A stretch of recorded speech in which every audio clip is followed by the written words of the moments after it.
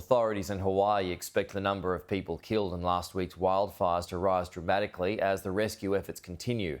96 people are now confirmed to have died, but up to 1,000 more are still missing. More than 2,000 buildings have been destroyed or damaged by the fires in West Maui. Rock star Mick Fleetwood, who's lived in Hawaii for decades, has spoken to Sky News of the complete devastation of the island he calls home. This is what remains of Lahaina's most iconic restaurant. It belongs to rock legend Mick Fleetwood. Somewhere in this twisted wreck is a gold-plated drum set from Fleetwood Mac's last tour and other personal memorabilia.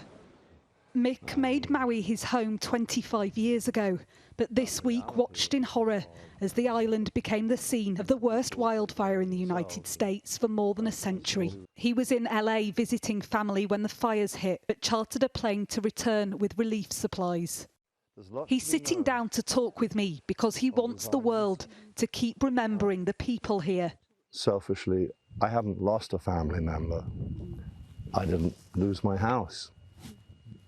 It could have happened, but it didn't happen, so you immediately go like, I'm really lucky, now what the hell can I do?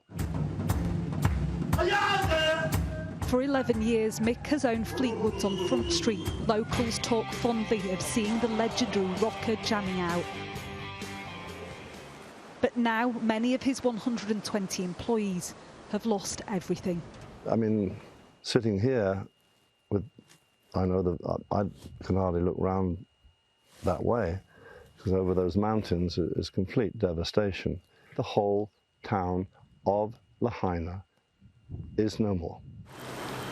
The focus remains on the search for the missing, but in time, attention will turn to rebuilding. Many locals fear land developers will see this charred ground as a golden goose. How much of a tragedy would that be if it becomes something that it wasn't before? I would say that would be abhorrent. I would be out there waving a flag saying there has to be a holistic version of this. The thought of it becoming some form of playground with no reference to the dignity of that town would be, to me, would be abhorrent. Attention is also turning to the cause of these fires and whether this level of destruction could be prevented in the future. Mick has yet to return to what the authorities are now calling Ground Zero. He hasn't seen the ruins of his restaurant, and like so many, he says the magnitude of what has happened here hasn't hit him yet. Martha Kellner, Sky News, Maui.